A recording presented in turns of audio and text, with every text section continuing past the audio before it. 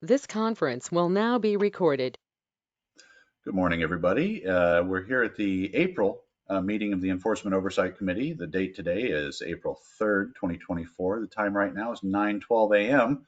Staff in attendance today, we have myself, Chad Cook. We have Administrative Specialist Stephanie Perkins. And I believe that's it for staff. Stephanie, why don't we go ahead and verify the quorum for the meeting? All right. Rick? Present. Brian? Here. And Jeff? Here. All right, quorum is verified.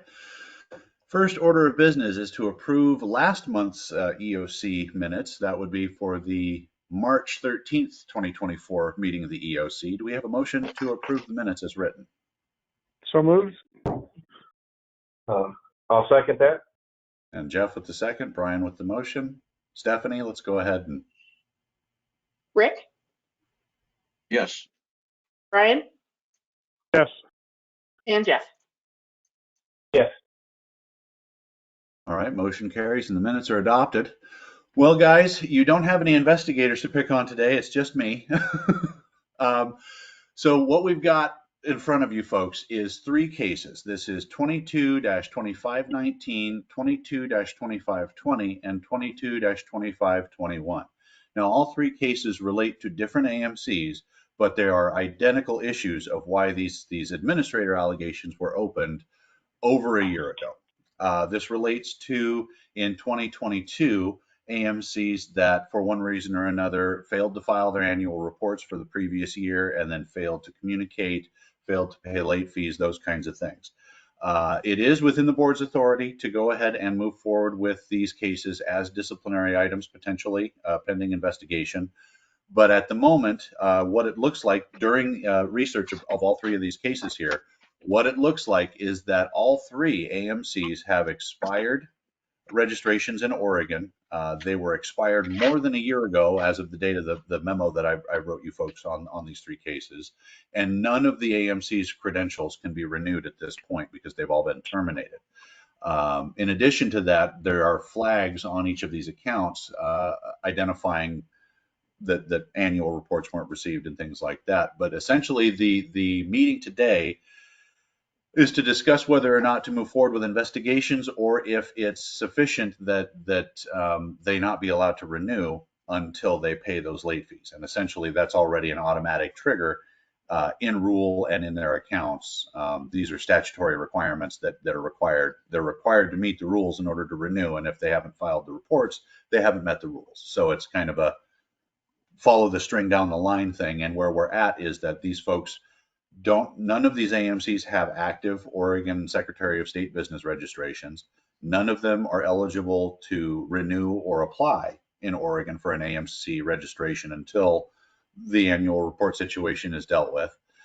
They may or may not, one or two of them may or may not have an active registration in another state, but all three of these are very small.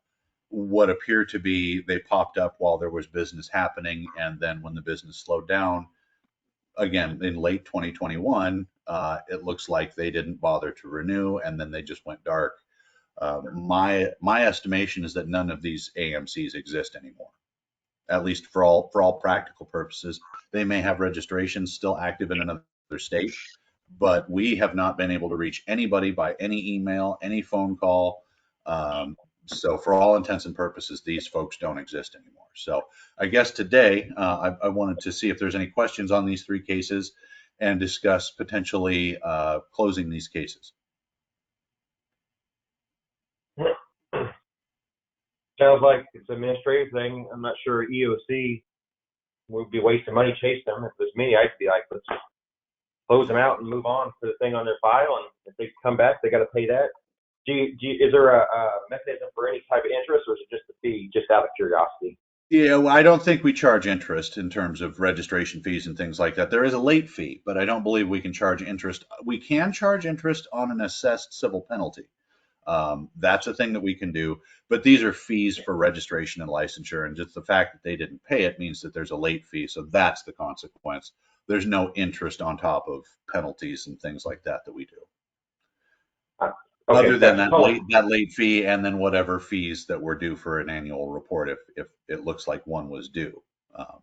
but at this point, it doesn't look like they're going to be doing any business. So that's what the ASC wants, those annual reports, because those fees are based on the previous year for their operations going into the next year, right? So it's basically a registration fee for what they've done in the past, assuming the volume is going to be the same in the future, and that's their fee for inclusion on the National AMC Registry, and that's why we collect that annual report. That's why it's required from us, and why we have to require it from the AMCs. Sounds to me that we'd be lucky to break even if we case them down. That's essentially where I landed with this. It's after doing, we're already hours of legwork into all three of these cases. Just trying to get in touch with folks, sending letters, sending additional letters about the letters that weren't answered, sending emails and phone calls about the letters that weren't answered and the phone calls that weren't received. And it basically, we're in a feedback loop at this point. We can continue to do this and write up PCRs, preliminary compliance reports for each case. And it's very likely that you folks would find that violations potentially occurred, but where do we go from there? Essentially, for all intents and purposes, the worst thing that the board can do is revoke a registration. Well, the registrations for these are already terminated. We can charge civil penalties that might end up being an uncollectible charge-off debt, but beyond that, it's really, like Jeff said, it's really an administrative process at this point. It was an administrative allegation open to begin with, back when these AMCs still did have active registrations, but since, and some of them were fairly shortly after these were opened, and some of them were expired before, but they hadn't been expired for a full year, so they were still eligible to renew, which is why we opened them and moved forward.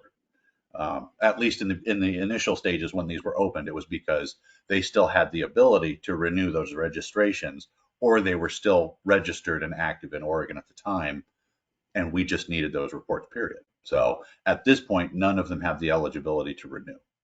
They could reapply for a new registration, but none of them can renew their existing registration numbers. So they would have to go through that full vetting process again. And during that vetting process, it would be uncovered that they were a controlling person of an AMC that didn't file a report, and that right back down the line. And then we can bring that forward and say, yes, we're happy to register you, but you have this outstanding thing. Yeah, makes sense to move on. Okay.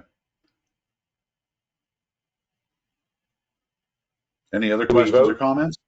Yes, we do. We would need a motion and then a vote. Motion to dismiss, and I would identify the three cases too. This would be, so just for clarity's sake, this would be a motion to dismiss or close ACLB case numbers 22-2519, 22-2520, and 22-2521. So moved. Brian with the motion. I'll second. Excuse me, I'll second that. And Jeff with the second. Stephanie, let's do a voice vote. Yeah, Jeff. Yeah. All right, Rick,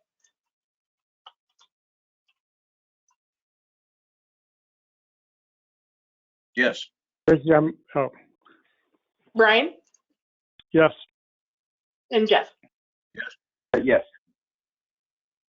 All right, motion carries. And we will go ahead and close these cases with no further action. And yeah, this appears to be the path of least resistance, guys, really. We can spend a lot of time chasing things that aren't going to go anywhere, or we can put our very limited resources where it's going to do the most good, protecting the public and elevating the trust of the appraisal profession and bringing us back into that positive light. So I appreciate your time on these three today. Unless there's any other questions or any other business, we can go ahead and entertain a motion to motion to adjourn the EOC. So moved. Brian Second. with the motion, and Jeff with the second. All right, Rick, Yes. Brian, Yes. and Jeff. Yes. All right, motion carries. The time now is 9:22 a.m. and the meeting is now adjourned. Thank you, everybody. Appreciate the time. Thank you, Chad. Have a good day, everybody. Have a good You one. too. Thanks, Brian. Chad, when's the board meeting?